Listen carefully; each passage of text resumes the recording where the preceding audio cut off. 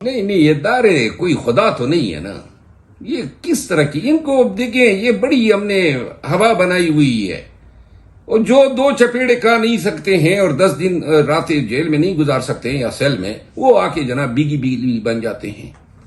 تو یہ اداروں نے تو اسی وجہ سے اپنا خوف بڑھایا۔ کوئی ڈٹ کے ان کے سامنے کہے نا کہ جی رون کے جاؤ گے تو باقی آگے کوئی اور علاج نہیں ہے۔ دوسری بات ایک اور ہے نا، وہ یہ ہے، یہ جتنے آپ نے نام گنوائے یہی تو پی ٹی آئی ہے، مطلب ایک خان صاحب ہی رہ گئے ہیں کہ وہ نہیں ملے ہوئے ہیں۔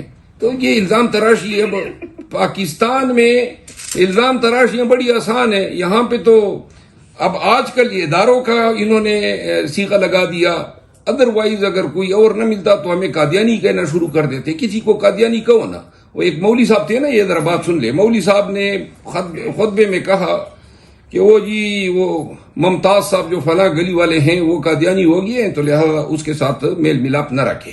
تو وہ ممتاز کے بھائی بتیجی بھی بیٹھے تھے، تو انہوں نے کہا مولوی صاحب خوف کرو خدا کا، اس دن آپ اڈے تک موٹر سائیکل اس سے مانگ رہے تھے، وہ موٹر سائیکل آپ کو انہوں نے نہیں دیا، اب آپ نے قادیانی بنا دیا۔ انہوں نے کہا، مولوی صاحب نے کہا کہ بھائی میں نے قادیانی بنا دیا، اب وہ اپنے آپ کو مسلمان کرتا پھرے۔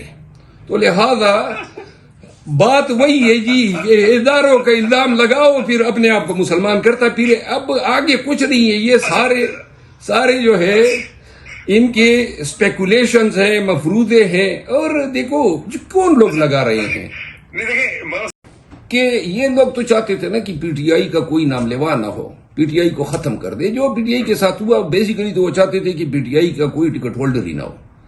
اب یعنی اس سے زیادہ کوئی فیصدیت ہو ہی نہیں سکتی ہے۔ ہر چاہے کاروبار ہو، چاہے آزادی ہو، چاہے بنیادی حقوق ہو، سب سلب کر لیے تھے۔ پی ٹی آئی کا نام لینا جو تھا نا، وہ اس زمانے میں بہت بڑی ہمت درکار ہوا کرتی تھی۔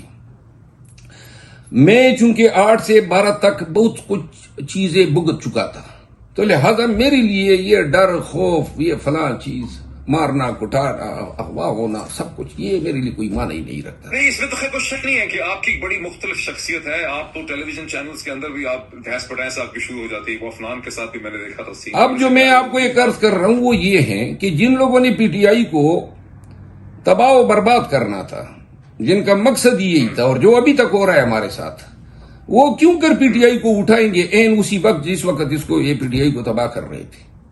Why would somebody do؟ ہاں، مطلب ایک کسی کو کیا پڑی ہے کہ جناب شیر افضل کی شکل میں پی ٹی آئی کو اٹھانا شروع کر دے؟ کسی کی عقل یہ مانتی ہے؟ اور دوسری بات یہ ہے، وہ لوگوں کے ذہن میں ہے نا کہ ادارے بڑے مختلف طریقے سے سوچتے ہیں کہ بھئی ایک الٹرنیٹ لیڈرشپ پیدا کر دو۔ الزام یہ ہے کہ بھی ادارے پی ٹی آئی کے اندر پینیٹریٹ کر کے ایک نئی لیڈرشپ پیدا کر رہے ہیں، اپنی لیڈرشپ۔ دیکھو میں وہ لیڈرشپ والا، سر میں آپ کو عرض کروں، میں لیڈرشپ والا سٹف ہوں ہی نہیں۔ یعنی ایک دن میں آپ کو بتاؤں ہانیسٹلی، میں اتنی یہ پارٹی میں یہ جو اختلافات، کیا مطلب ہوا کہ لیڈرشپ سٹف نہیں ہو؟ لیڈرشپ تو آپ کی ہے۔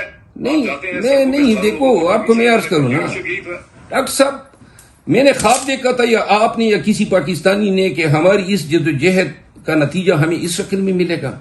ہمیں پتہ تھا کہ اتنی قبولیت ہوگی، اتنی پیار و محبت ملے گی، ہم لیڈر بنیں گے۔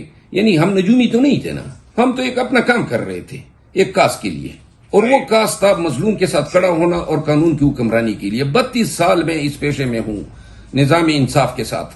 میرے ذہن میں تو پھر مولانا کے ساتھ نہیں، مولانا کی بات اب مولانا کی بات میں عرض کرتا ہوں، لیکن ایک چیز اور جو میں آپ کو آپ کی توسط سے آپ کے ناظرین کو بتانا چاہتا ہوں، میں وکیل ہوں، اور وکلاء جو ہیں ہمارے معاشرے میں یہ بدماشی، یہ قانون سے بالاتر غنڈہ گردی، اس چیز کے لیے ہمارا ذہن کبھی راضی نہیں ہو سکتا ہے، چاہے کوئی بھی کرے۔ اور یہ بہت ساری چیزیں ہیں جو میں نے آپ کو نہیں بتائی ہے، بہت ساری چیزیں ہیں جو پی ٹی آئی کے لوگوں کو پتہ ہی نہیں ہے، لیکن اس کا کہیں ذکر آپ کو شہریار افریدی کے بیان میں ملے گا، کہیں آپ کو شاندانہ گلدار کے بیان میں ملے گا۔ ہم اور بہت ساری ایسی تکالیف بھگت گئے کہ اب ایک ہی علاج ہے، اور وہ دوبارہ کہتے ہیں، وہ یہ ہے کہ کال اتار بھی دے نا کوئی، تو تب بھی کوئی غنڈہ گردی سے ہم رام ہونے والے نہیں ہیں۔ اگر میں ایک چیز آپ سے کہوں، یہ بڑا امپورٹنٹ ہے کہنا کہ یہ صرف آپ کے اوپر نہیں ہے۔ گزشتہ چند ہفتوں مہینوں میں یہ الزام اور شک جو ہے، یہ بہت سے تحریک انصاف کے جو لیڈر رہا ہو کے آئے ہیں جیلوں سے، لوگ شہریار افریدی کے بارے میں بھی کہہ رہے ہیں۔